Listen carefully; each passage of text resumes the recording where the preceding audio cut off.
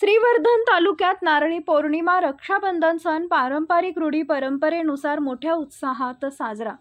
शिवकालीन परंपरा लाभलेला नारळी पौर्णिमेचा सण दिनांक 19 ऑगस्ट 2024 रोजी श्रीवर्धन तालुक्यातील दिघी, आदगाव, भरडखोल, श्रीवर्धन या समुद्रकिनारी मोठ्या उत्साहात साजरा करण्यात आला।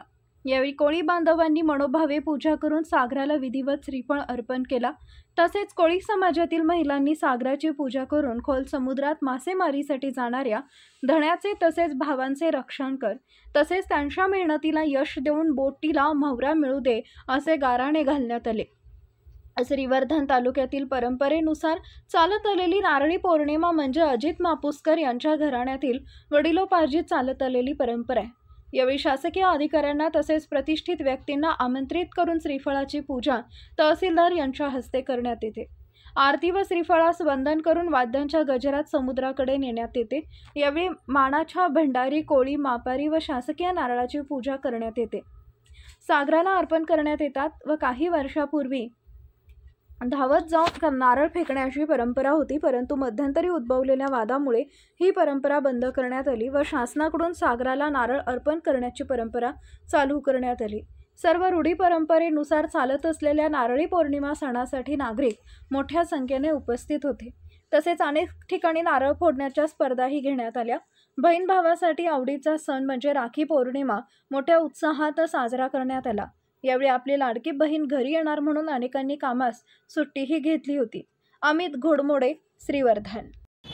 प्रांतसाहेब, डीवायएसपी साहेब, तहसीलदार साहेब, पीए साहेब आणि आमचे सगळे सहकारी मित्र, पत्रकार, आमचे पुजारी सर्वजण या पारंपरिक सणाकरता इथे आलात त्याबद्दल मी आमच्या मापुसकर लष्करी कुटुंबियांच्या वतीनं, आमचे वाण्याळे मित्रमंडळ, वैश्यवाणी मंडळ श्रीवर्धन यांच्या वतीनं मी तुमचे खूप आभार मानतो।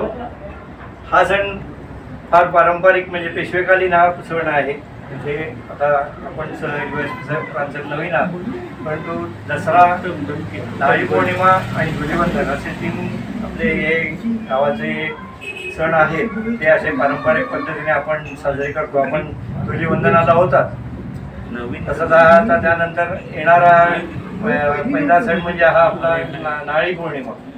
त्या निमित्तानं आपण एकत्र येतो, नारळाची पूजा होते। सरकार, अधिकारी आणि आमचे जे मानकरी आहेत हे येऊन आपण ढोल ताशाच्या गजरात नारळ घेऊन समुद्राला जातो आणि ते अर्पण करतो।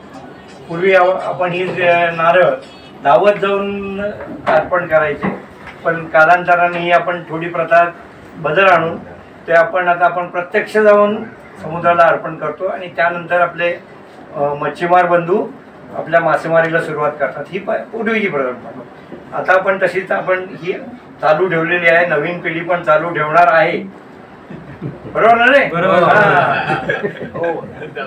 मी पुन्हा एकदा तुमचे आभार मानतो आणि आपण आता पुढच्या सुरू करा।